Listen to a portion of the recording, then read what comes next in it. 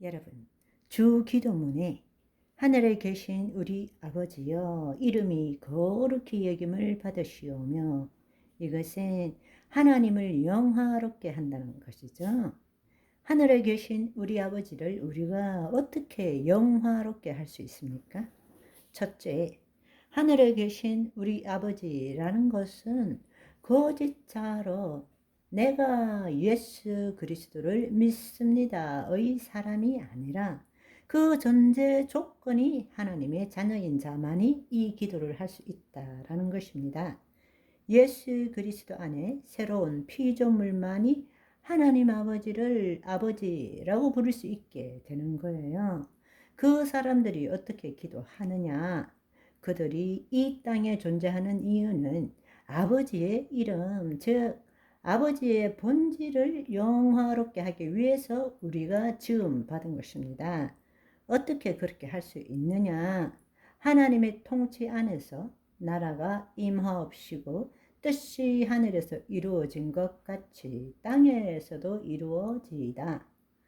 하나님의 생명, 영이요 생명인 말씀이 우리의 몸을 통치함으로써 그 말씀의 현실, 실현이 이 땅에 나타나도록 하는 것이 자녀의 삶이라는 것입니다. 그래서 그 삶을 살기 위해서 우리에게는 영이요 생명인 말씀이 있어야 돼요.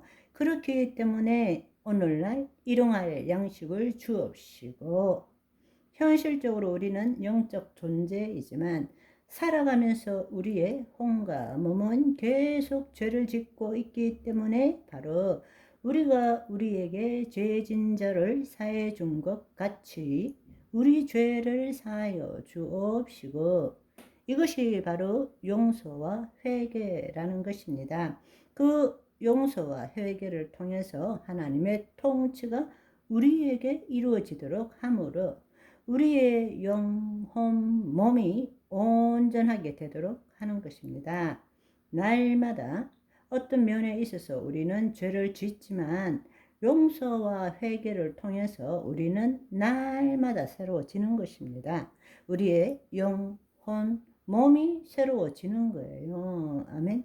우리가 우리에게 죄 지은 자를 사하여 준 것 같이에 해당되는 것이 용서이고, 우리가 우리 죄를 사하여 주옵시고 우리 죄를 사하여 주옵시고, 그것이 바로 회개에 해당된다는 것입니다. 따라서 하나님의 형상 회복하기에 핵심은, 우리의 관심은 과거의 상처와 쓴뿌리 그리고 견고한 진에 초점을 두는 것이 아니라 거짓 자에서 벗어나서 그리스도 안에 새로운 피조물, 하나님의 의, 영적 존재라는 사실을 먼저 깨닫고 체험할 줄 알아야 합니다.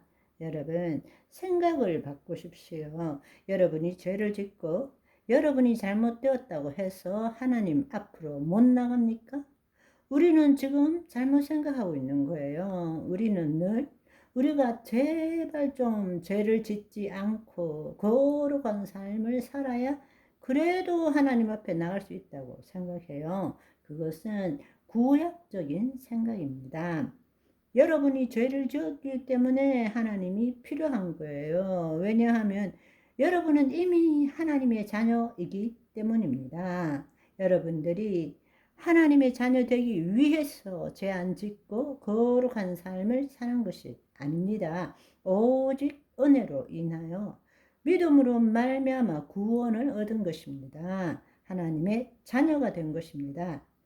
하나님의 자녀가 되었지만 현실적으로는 우리의 영만 새로워졌고, 우리가 영적 존재가 되었지만 우리의 혼과 몸은 여전히 죄악 가운데 있기 때문에, 죄를 지었기 때문에 온전한 삶을 살지 못하기 때문에 내가 그리스도 안으로 들어가야 되고, 그리스도 안에 들어갈 때부터 용서와 회개를 통해서 내 혼도 내 몸도 새롭게 할 수 있다는 사실입니다. 아멘.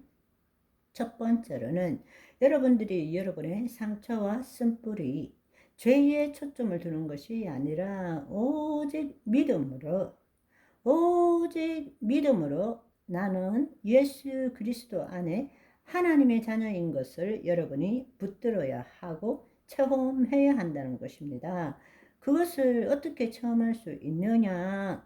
오직 성령이 우리의 영과 연합함으로 우리가 하나님의 자녀인 것을 확증하신다고 말씀하신 것입니다. 그러면 어떻게 우리의 혼과 몸을 새롭게 할 수 있느냐?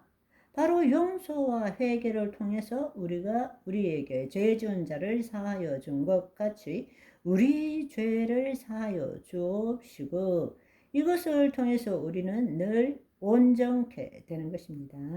아멘. 온전케 될 때 어떤 일이 일어나느냐?